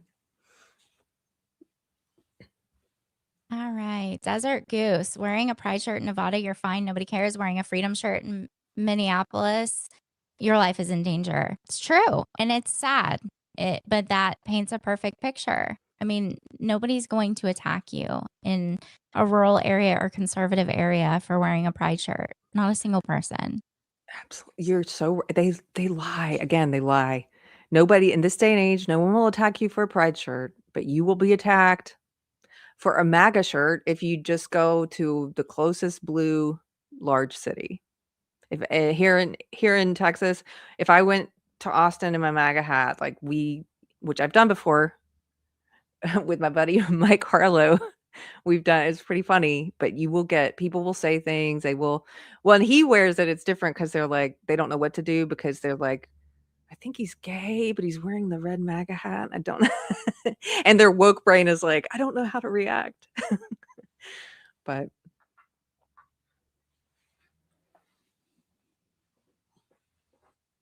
oh, you're muted, honey. Thank you. I've done this before, I promise. Well, not hosted. This is my first time. They turn people they disagree with into objects or animals. Even Candace Owens has recently referred to Erica as a robot. Yeah, they dehumanize because then that justifies the violence and the terrible behavior. Because if they see people that disagree with them as humans, they can't act that way. It's their justification. Absolutely have conversations with your family and spend time on your knees praying and searching God's word. This is spiritual warfare, 100%. Yes. And pray for discernment. That is so important right now. While Candace is completely spiritually depraved and infested with demonic influence or control, I do pray for her, but she keeps getting worse, so the Lord might just allow her to self-destruct. Listen, I hope Candace turns things around. I hate to see people go down the wrong path, but she is way off the path for sure. How do we, thank you for the super chat, Donald J. Skywalker. How do we bridge the gap between diverse opinions and defeat the left, which is so rigid? Sometimes it seems like the right snatches defeat from the jaws of victory by not uniting. Prescription Save America Act. Do you want to answer that? Well, yes, a couple of things there. We do need to pass the Save America Act. There's no reason why. There's no justifiable reason at all why you should not have to prove who you are to vote. One person, one citizen, one vote. Prove who you are. That's it. Everything else they do, every single justification they try and give for why you shouldn't have to show your ID is ridiculous. They use racist reasons. They insult the intelligence and the ability of Black people, of women who've gotten married, of married women. But they're basically just like, you're too stupid to get an ID. So we have to do that. They are doing this on purpose. We've seen what happened in Los Angeles, where we had Spencer Pratt running as an independent and had a lot of grassroots momentum around him. And it seemed like, wow, this guy actually has a chance. And I don't know if you guys were following that race. I was following it. I used to live in LA for a while after I left the South. I lived in LA for about 15 years, and it's highly woke, highly cult indoctrinated place. And I was amazed though by how great he was doing. And I thought, wow, maybe things have finally gotten bad enough in Los Angeles where people are waking up, where there's that breaking point for people, right? And if you followed that race, you will see in the initial stage, they take, if nobody gets over 50%, then they have a runoff later with the top two people. So The he was in top two. second. Yes, The with the top two. The top two go on to the general, no matter what party they're No matter from. what party. It's Okay. like a jungle primary is what they call it. Thank you for explaining that. So he was in second. It was just like 2020, where all of a sudden the numbers started changing, and they started changing in such an unusual way that the third place person came from via mail-in ballots, came from way behind, and even got more of the mail-in ballots than the leftist who came in first place. It was incredible. It was ridiculous. And so until we get the SAVE Act passed, they will continue to do this. They will continue to have the ability to steal elections. I'm not saying that was stolen. I don't know. I haven't been able to see the ballots. I'm just saying they will have the ability to do so. So that has to happen first. But then also just, how do you bridge we are not, the part about we snatch defeat from the jaws of victory. I don't think that's necessarily true. I came from the woke left. They're always infighting. They are always backbiting. They actually, I was at Occupy Wall Street. Occupy Wall Street fell apart because of woke ideology, because it became the oppression Olympics of which group is more marginalized and fighting, and they couldn't stay united. They do this a lot. They cancel each other all the time.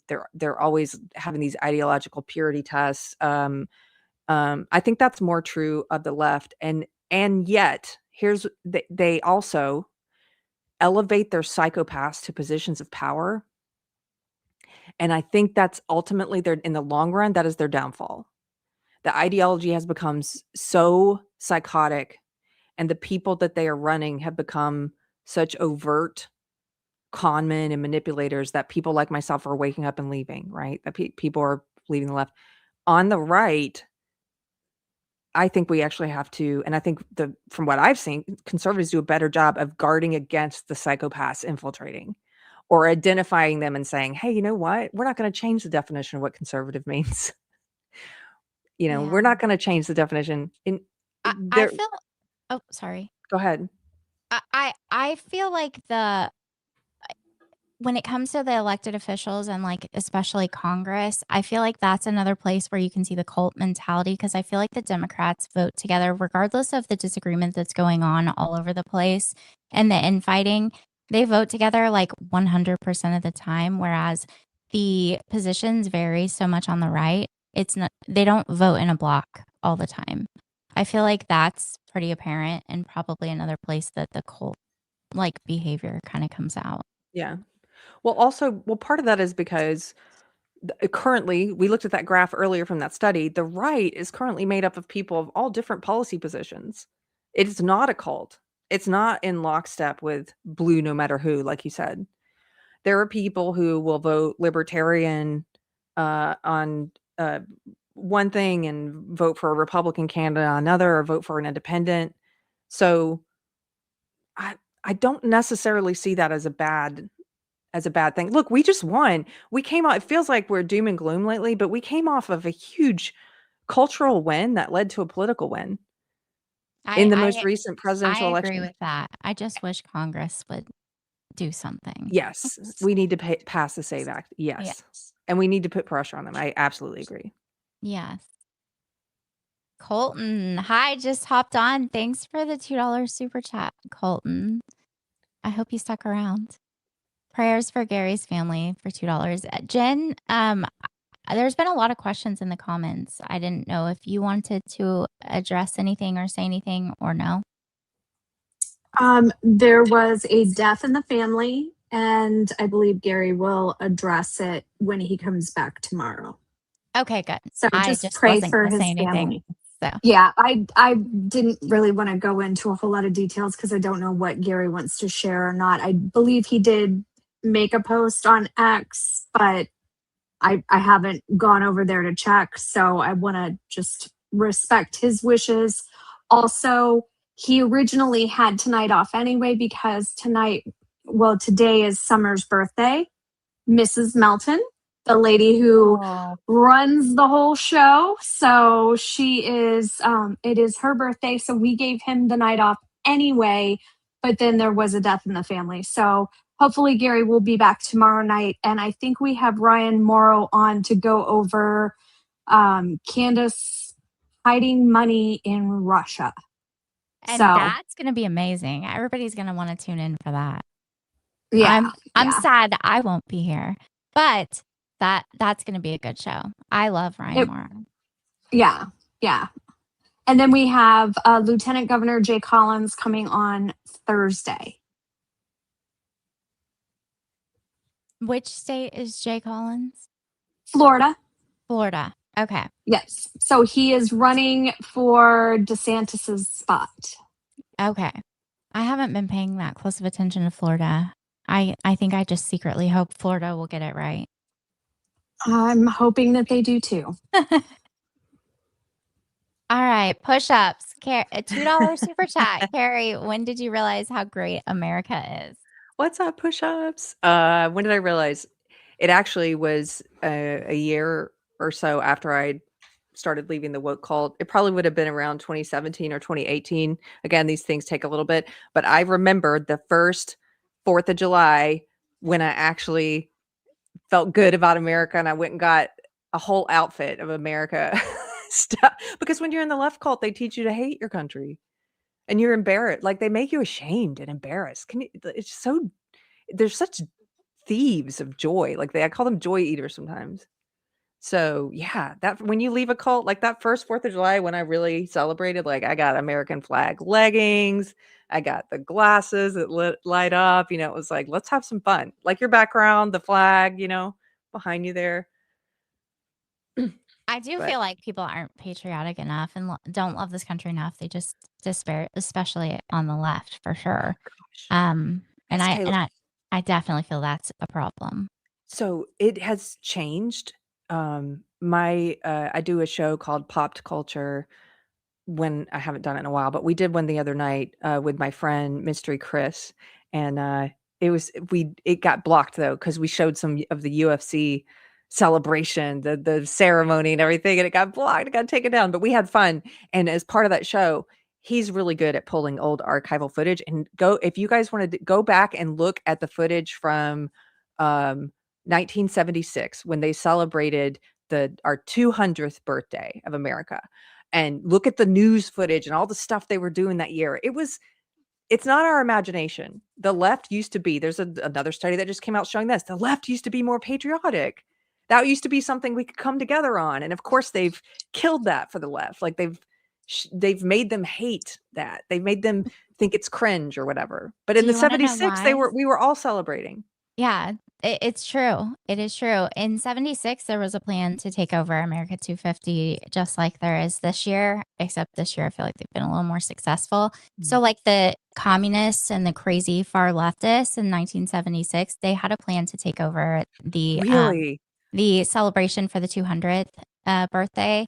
And they obviously failed, but they've been planning and still scheming since then. And I've always said that the communists were always like the cuckoo bird in the nest of the Democrat Party.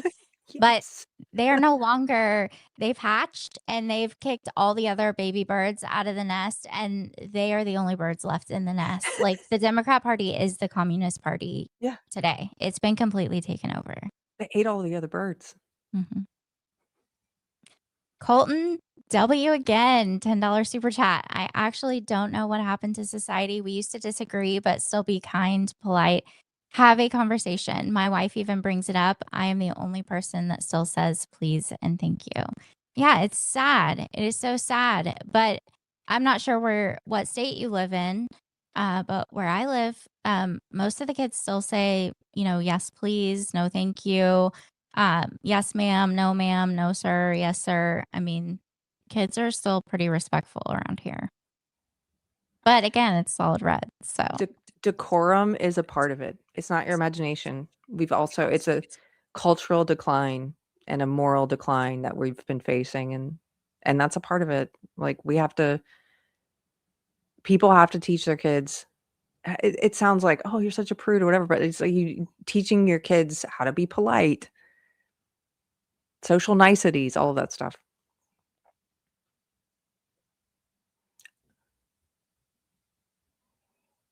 Sorry. Okay. Nikki for freedom. No. Nikki for freedom. We love you, Gary, and family. Praying for you and your family. Happy birthday, Summer. Oh, that's sweet. Lacey, all caps for this one. Happiest birthday possible to Summer Melton. Sorry about the circumstances. Yeah. I hope she had a great birthday. So that Gary is was all planning. the chats. Okay, that's great. I was just going to say that Gary had been planning to surprise her for her birthday, having me come in and guest host for the first time ever, which is crazy. But yeah, unfortunate circumstances for sure. So what else do you have, Jen? So that's everything. If you guys like having the ladies on to have this type of discussion, let us know in the chat. Send me an email. Email is down in the description, as well as all the places that you can follow both of these wonderful ladies. Please like and share all of our content. And I will leave it up to each one of you to give us a little thought to end the show on. SK? You want me to go first? Okay. Well, I think out of this conversation, the thing that I'm taking away from it for sure is, to prevent the, cutting off no contact that families are going through and that the left is promoting and celebrating, it seems like. You have to make sure your kids have a strong foundation and that they can stand up for what they believe in and that they know right from wrong. That's very important. And I think the biggest thing for this country right now is that we have to bring we have to make people human again. We have to get rid of this dehumanizing and making people less than human. All of these politicians, even the ones we completely disagree with, have families and lives and hobbies outside of politics. It's not their entire identity. And they're human beings and people love them. And we should not wish harm on anyone. That has to stop for sure. And I think we need to realize that our skin color is no different than hair color, eye color. It's just who you are. And the one thing we should all be able to come together about is being Americans, coming together under the American flag, standing firm on the Constitution. When soldiers are on the battlefield, they are not looking at each other saying, well, I can't help you. You've been injured and I can't help you because your skin is a different color. They're looking at each other saying, you're an American, you're my fellow soldier, I'm going to help you. The enemy is not looking at Americans saying, oh, well, that's a white one, or that's a black one, or that is a Christian one, or that's an atheist one. They're looking at us as Americans. They don't care. They don't care what color your skin color is. You're an American. You're going to be tagged because you're American. That's it. So we have to just come together as Americans and figure this whole thing out. I love that. Everything you said, I'm underlining it. If I could add, I'm not going to repeat all of it because all of it's great. That's it. I'm just underlining it. One thing I'll add is, if you are one of the silent majority, if you're someone who's afraid to speak your mind or say what you think, or the time is over. Like, the time is for you to say what you think. That's it. It's time to be courageous. The Bible says, don't be lukewarm, right? The world will hate you. That's okay. It's good to be hated by the right people. That's okay. So it's time to speak. It's time to say something. I agree. Jen, what do you have for us? I feel like this was super heavy. We didn't have any joking or anything. Well, I mean, we did start off with the beard. The So- beard. I don't know that anybody could even understand me. I was so nervous. I was talking so fast. No, you did a great job. Both of you ladies, we appreciate you so much. Thank you so much for coming in and giving Gary the night off. And as always, thank you for sharing such brilliant information and giving people hope, especially the families that are right now going through estrangement due to political means and woke ideology. It's a very scary time for a lot of people, and I just really appreciate both of you giving some education and some hope. And thank you to all of our mods and the best chat in all of YouTube. For What a sure. great chat. I love Yeah. the chat here. And I would like to say as well that for all of you that are suffering from, being cut off from a family member, we will be praying for you and we will be praying for your family member. They will come back. Have faith. Stay positive. Awesome. Well, you ladies don't go anywhere. For the rest of you, have a wonderful night, and we will see you all back here tomorrow. I believe at 8 p.m. we have Ryan Morrow. So see you all then, and have a great wait. night. Stay armed. Stay ready. Oh, thank you, Carrie.